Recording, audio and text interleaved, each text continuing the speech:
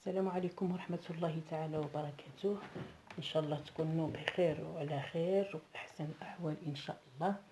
اليوم إن شاء الله بغيت نوجد معكم واحد الكيك يومي عادي بنكهة الليمون الحامض.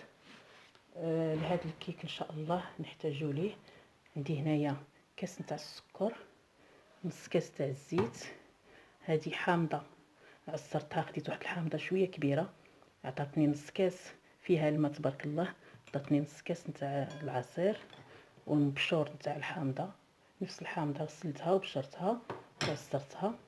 عندي جوج حبات نتاع البيض، جوج تاع الخمارات وزن 8 غرام، قبصه نتاع الملحه والدقيق. عندي تما عندي جوج كيسان تاع الطحين غربلتهم. المهم عندي جوج كيسان هما اللي غادي نقدر نستعملهم في هذه الوصفه هذه. بسم الله، غادي نبداو على بركه الله. في اناء غادي نهرس جوج حبات تاع البيض. بسم الله.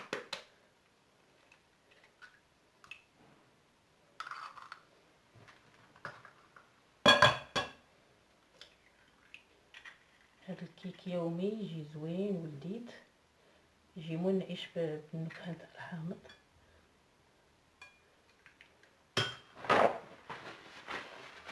ندير قبيصه تاع الملحه، يعني قبيصه قليله ماشي شي، غير قبيصه تاع الملحه، وندير الكاس تاع السكر. غادي نديرو الحامض، ما درتش الفاني. بسم الله، نبداو نضربو فيهم.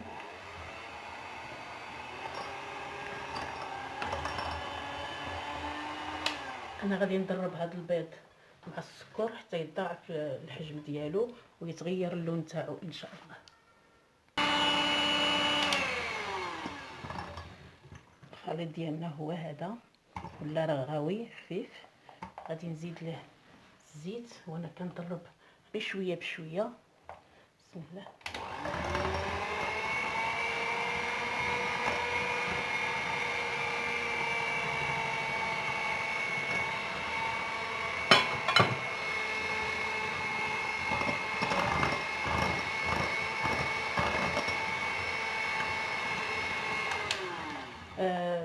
التذكير، البيض اللي حطيت بدرجة حرارة المطبخ. غادي نزيد العصير تاع البرتقال، نسيت مبشور البرتقال.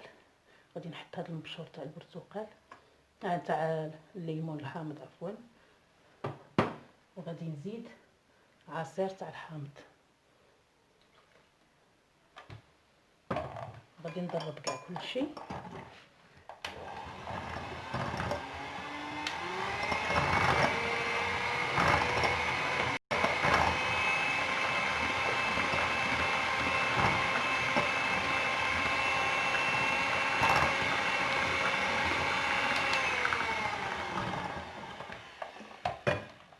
غادي نحط نصف كمية تاع الطحين،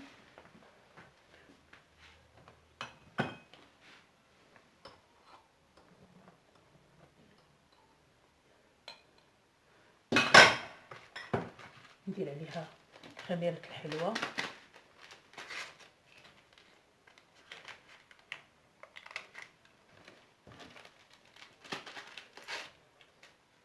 جوج فيهم 16 غرام.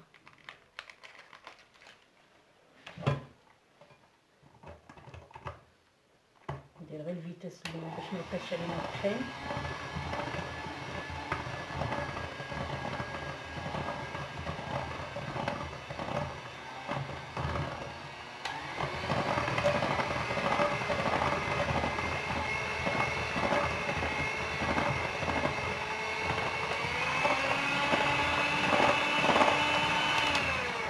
غادي نزيد الكميه الثانيه. غادي ندخل الطحين مزيان في الخليط، لان الباتور كيدير الصداع.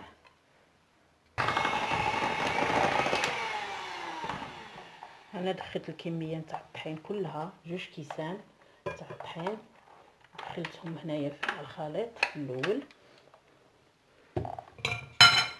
خديت هنا واحد المول دهنته بالزبده ورشيت عليه الطحين.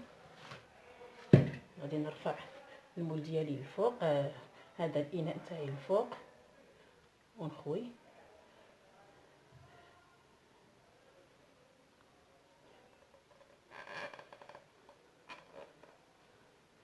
ننزل كاع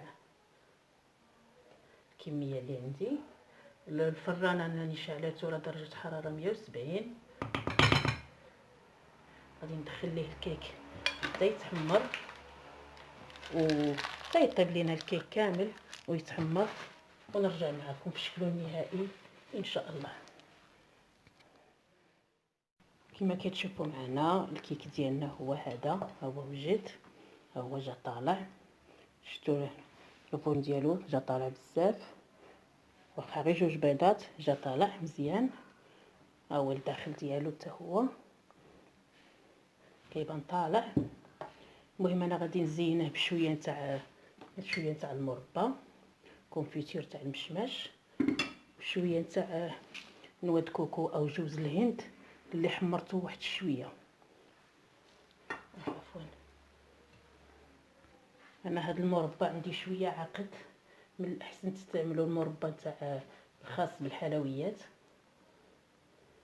اللي يكون شويه مطلوق.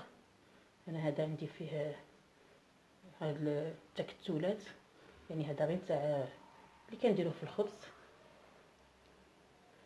ولكن معليش قاضي الغرض ندهن لها الوجه ديالها.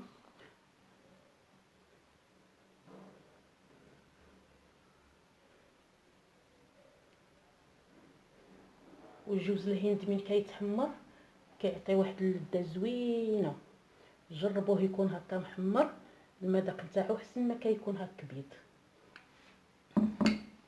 ندير عليها جوز الهند، انا كيعجبني جوز الهند يكون هكا طايب، يكون محمر، يعطي بنه ولذه.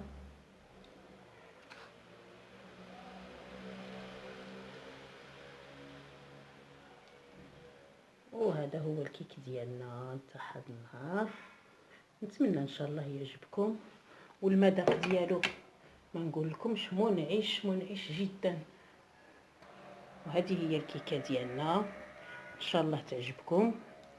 وكما قلت لكم المذاق ديالها لذيذ، وحتى الرائحه ديال الحامض فاش كانت طيب كانت عاطيه الريحه تاع الحامض.